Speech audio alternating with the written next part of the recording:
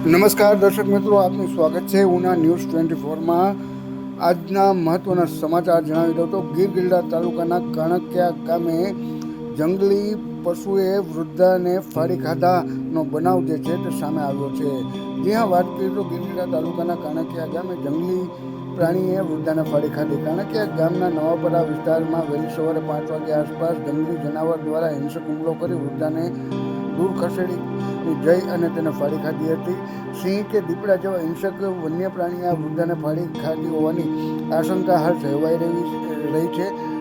વહેલી સવારે 5 વાગ્યે ઘરની બહાર વૃદ્ધા પર આ હુમલાની ઘટના જે છે તે બની હતી અને જંગલી જનાવર તેને ખસેડી ગયું હોય તેવી વિગતો સામે આવી રહી છે। વૃદ્ધાનું આ ઘટના દરમિયાન મોત નીપજ્યું છે। આ અંગે જસાધાર વન વિભાગને જાણ કરવામાં આવી છે અને વન વિભાગ ઘટના સ્થળે પહોંચી અને વધુ તપાસ હાથ ધરી છે। મરણ જનાર કમળાબેન પુરંદાસ દેસાણી નામની 60 વર્ષીય મહિલાનું મોત થયું છે।